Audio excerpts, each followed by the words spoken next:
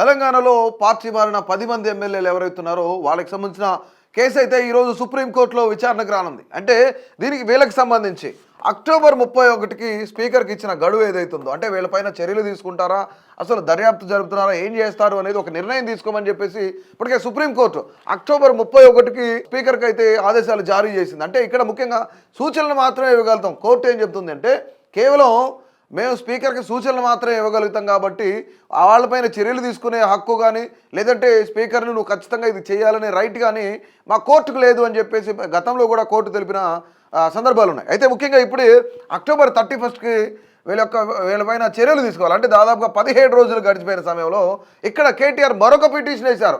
ఏంటి అంటే speaker court ధిక్కార case అనేది నమోదు చేయాలి, సో స్పీకర్ మీద చర్యలు తీసుకోవాలి అంటూ కూడాను సుప్రీంకోర్టుకి కేటీఆర్ పిటిషన్ పెట్టారనమాట. అంటే గతంలో ఏదైతే ఈ 10 మంది ఎమ్మెల్యేలు పార్టీ ఫిరాయించిన ఎమ్మెల్యేలు ఉన్నారో వీళ్ళపైన ఒక నిర్ణయం తీసుకోమని వీళ్ళని సస్పెండ్ చేయాలని చెప్పేసి సుప్రీంకోర్టుకి బీఆర్ఎస్ వెళ్ళింది గతంలో. సో ఇప్పుడు ఏంటంటే ఆ కేసుకి మరో కేసు జోడించి ఇక్కడ ఏంటంటే స్పీకర్ ఎవరైతున్నారు గడ్డం ప్రసాద్, ఆయన పైన కోర్టు ధిక్కార పిటిషన్ కూడా వేశారనమాట. సో ఈ రెండు కేసులు కూడా ఈరోజు సుప్రీంకోర్టులో విచారణ జరుగుతున్నాయి. ముఖ్యంగా ఇక్కడ ఏంటంటే ఫిరాయించిన ఎమ్మెల్యేలు ఎవరైతే ఉన్నారో 10 మంది, సో ఈ 10 మంది పైన ఇమీడియట్గా వీళ్ళందరినీ సస్పెండ్ చేయాలి. ఈ 10 నియోజకవర్గాల్లో మళ్ళీ బై ఎలక్షన్ జరిగితే బాగుంటుంది అనేది వీళ్ళు బీఆర్ఎస్ నాయకులు మాట్లాడుకునేది అనమాట. అయితే ముఖ్యంగా ఇక్కడ ఈ యొక్క కేసు ఏదైతే ఉందో, అంటే గతంలో ఈ 10 మంది ఎమ్మెల్యేలు ఎవరైతే ఉన్నారో వీళ్ళపైన ఈ విచారణ జరుగుతుంది. దీంతో పాటుగా కేటీఆర్ ఏదైతే పిటిషన్ వేశారో కోర్టు ధిక్కార కేసుకు సంబంధించిన పిటిషన్, ఆ పిటిషన్కి సంబంధించిన కేసు కూడా ఈరోజు సుప్రీంకోర్టులో విచారణకు రానుందనమాట. సో ముఖ్యంగా ఇక్కడ 2 విడతల్లో దాదాపుగా స్పీకర్ విచారణ చేపట్టారనమాట. స్పీకర్ విచారణ చేపట్టినప్పుడు దానం నాగేంద్ర కానీ లేదంటే రైట్ ఇక్కడ అరికపూడి గాంధీ, అలాగే ఈయన పిఐసి చైర్మన్గా ఉన్నారనమాట అరికపూడి గాంధీ, దానం నాగేంద్ర, వీళ్ళిద్దరు కూడా 2 సార్లు విచారణ జరిపితే ఈ 2 సార్లు విచారణకి డుమ్మా కొట్టారు, అంటే హాజరు కాలేదనమాట. సో ముఖ్యంగా ఇప్పుడు ఏం జరుగుతుంది అంటే అందరూ కూడా ఆలోచించేది ఏంటి, పశ్చిమ బెంగాల్కి సంబంధించి ముకుల్ రాయ్ ఎవరైతే ఉన్నారో ఆయన బీజేపీ నుంచి గెలిచి తృణమూల్ కాంగ్రెస్కి వెళ్ళాడు, అక్కడ పిఐసి చైర్మన్గా ఉన్నాడు అన్నమాట, వ్యవహరిస్తున్నాడు అనమాట. సో ఇక్కడ ఆ రాష్ట్ర హైకోర్టు ఏం చెప్పింది, అతనిపైన అనర్హత వేటు వేసి ఆయన యొక్క ఎమ్మెల్యే పదవి ఏదైతుందో ఆయన అనర్హుడు అని చెప్పేసి వేటు వేశారనమాట. సో ఇది క్యారీ ఫార్వర్డ్ అవుతుంది డెఫినెట్లీ. ఈ 10 మంది ఎవరైతే ఎమ్మెల్యేలు ఉన్నారో, ఇప్పుడు మనం ఫర్ ఎగ్జాంపుల్ చూసుకుంటే పోచారం ఉన్నాడు, ఈయన ముఖ్యంగా ఇక్కడ ప్రభుత్వ సలహాదారుగా ఉన్నాడు, క్యాబినెట్ ర్యాంకులో ఆయన ఉన్నారనమాట. అంటే ఇంకొక విషయం ఏంటంటే ఇక్కడ దానం నాగేందర్ బీఆర్ఎస్లో ఉన్నప్పుడు బీఫామ్ పైన ఎమ్మెల్యేగా గెలిచి మళ్ళీ కాంగ్రెస్కి వచ్చి 2024లో కాంగ్రెస్కి వచ్చి ఆయన ఎంపీగా పోటీ చేశాడనమాట. సో ఇక్కడ అరికెపూడి గాంధీ పిఎస్సీగా ఉన్నాడు అన్నమాట, పిఎస్సీ చైర్మన్గా ఉన్నాడు అరికెపూడి గాంధీ. సో ఇతని పైన కూడా వెయిట్ పడే అవకాశం ఉందని చెప్పేసి ఒక పెద్ద చర్చ జరుగుతుంది. ఇక్కడ ముఖ్యంగా ఏంటంటే దానం కానీ కడియం కానీ ఇంతవరకు వివరణ ఇవ్వలేదన్నమాట. అయితే అరికెపూడి గాంధీ పిఎస్సీ చైర్మన్గా వ్యవహరిస్తున్నాడు. అయితే ఏదైతే పశ్చిమ బెంగాల్లో ఇన్సిడెంట్ జరిగిందో, అంటే ముకుల్ రాయ్ని ఏ విధంగా రాష్ట్ర హైకోర్టు అనర్హత వేటు వేసిందో అదేవిధంగా ఒక 5గురి మీద అయితే పక్కాగా జరుగుతుంది అనేది ఇక్కడ ఒక పెద్ద చర్చ జరుగుతుంది. ఇప్పుడు ఏంటంటే ఇక్కడ పోచారం శ్రీనివాసరెడ్డి ఎవరైతున్నారో ఆయన ప్రభుత్వ సలహాదారుగా ఉన్నాడు, క్యాబినెట్ ర్యాంక్ని కలిగి ఉన్నాడు. అంటే ఒక పార్టీలో బీఫామ్ మీద గెలిచి మరొక పార్టీకి వచ్చి వీళ్ళంతా కూడా క్యాబినెట్ ర్యాంకులు అనుభవిస్తున్నారు అనేది ఇక్కడ ముఖ్యంగా వీళ్ళిద్దరి పైన, అరికపూడి గాంధీ పైన అలాగే పోచారం శ్రీనివాసరెడ్డి వీళ్ళిద్దరి పైన కూడా అనర్హత వేటుపడే అవకాశం ఉందని చెప్పేసి తెలుస్తుంది అన్నమాట. ముఖ్యంగా ఏంటంటే ఇక్కడ తెల్లం వెంకట్రావు ఏం చెప్పాడు, గతంలో నేను ముఖ్యమంత్రి గారి సమక్షంలోనే పార్టీలో చేరాను, సో నేను మా యొక్క నియోజకవర్గ అభివృద్ధి కోసం పార్టీలో జాయిన్ అయ్యని చెప్పేసి చాలా క్లియర్గా చెప్పాడు.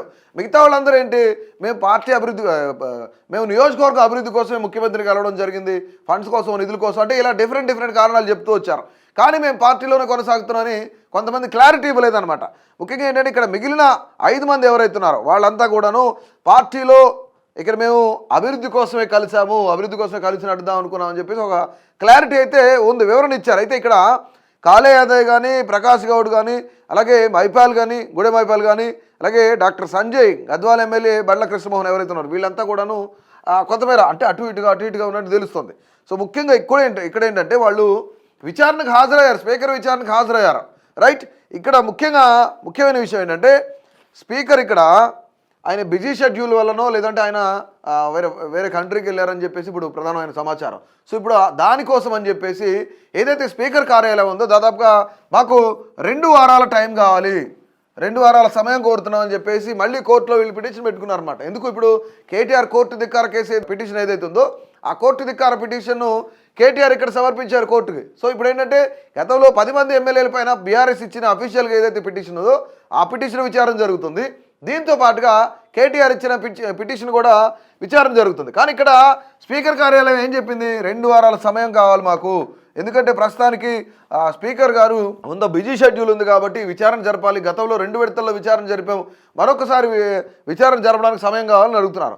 సో ముఖ్యంగా ఒక 5గురు పైన అయితే ఈ యొక్క కేసు ఖచ్చితంగా వేటు పడే అవకాశం ఉందనేది చాలా క్లియర్గా తెలుస్తుంది. ఎందుకు వీళ్ళ 5గురు మీద పడుతుందంటే వీళ్ళ 5గురు అటెండెన్స్ కానీ వీళ్ళ 5గురు విచారణప్పుడు హాజరయ్యారా కాలేదని కానీ వీళ్ళ 5గురు కొన్ని పదవుల్లో ఉన్నారు. సో దానివల్ల ఇప్పుడు వీళ్ళపైన ఖచ్చితంగా వేటుపడే అవకాశం ఉందనేది తెలుస్తుంది. అంటే ఇక్కడ స్పెషల్గా 2 నియోజకవర్గాల్లోనే అంటే ముఖ్యంగా దానం పైన కానీ లేదంటే అరకేబుడి గాంధీ పైన కానీ పోచారం పైన కానీ వీళ్ళ 3 మీద వేటు పడుతుందా, లేదంటే మిగతా 5గురు మీద పడుతుందా, లేదంటే 10 మంది మీద పడుతుందా? అంటే ఇక్కడ 3 నియోజకవర్గాల్లో బైపోల్ జరగబోతుందా, 5 జరగబోతుందా, లేదంటే 10 నియోజకవర్గాల్లో బైపోల్ జరిగిద్ది అనేది ఇక్కడ తీవ్ర ఉత్కంఠ నెలకొంది. సో ముఖ్యంగా మనం కొన్ని పేర్లు చూసినట్టయితే ఇక్కడ దానం నాగేంద్ర కానీ కడియం శ్రీహరి కానీ వీళ్ళతో పాటు అరకేబుడి గాంధీ అలాగే పోచారం శ్రీనివాసరెడ్డి తెల్లం వెంకటరావు వీళ్ళపైన ఖచ్చితంగా ఛాన్స్ వేటుపడే అవకాశం ఉంది. ఎందుకంటే తెల్లం వెంకటరావు చాలా క్లియర్గా నేను నియోజకవర్గ అభివృద్ధి కోసమే ముఖ్యమంత్రి గారిని కలిశాను, పార్టీలో జాయిన్ అయ్యాను, కాంగ్రెస్లో కొనసాగుతున్నానని అతను క్లారిటీ ఇచ్చాడు. దీంతో పాటు ఇక్కడ దానం విషయానికి వస్తాయి. సో డెఫినెట్లీ ఈయన కూడా రాజీనామా చేసి నేను బైపోల్కి వెళ్దామనే ఆలోచనలో దానం కూడా ఉన్నట్టు తెలుస్తుంది. ఎందుకంటే 2023 అసెంబ్లీ ఎన్నికల్లో బీఆర్ఎస్ పార్టీ బీఫామ్ మీద ఎమ్మెల్యేగా గెలిచారు. 2024లో రాజీనామా చేయకుండా కాంగ్రెస్ పార్టీ బీఫామ్ నుంచి ఆయన సికింద్రాబాద్ ఎంపీగా పోటీ చేశారనమాట. సో దీనికి సంబంధించి ఆయన మీద కూడా వేటు పడే అవకాశం ఉంది. సో క్లియర్ కట్ ఆధారాలు ఉన్నాయి.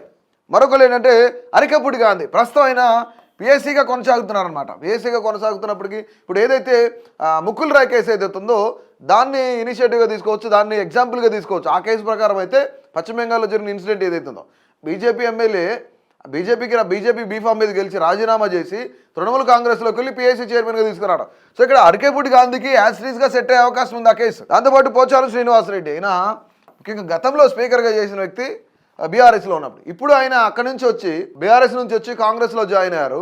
ఆయన ఏంటి ప్రభుత్వ సలహాదారుగా ఉన్నారు.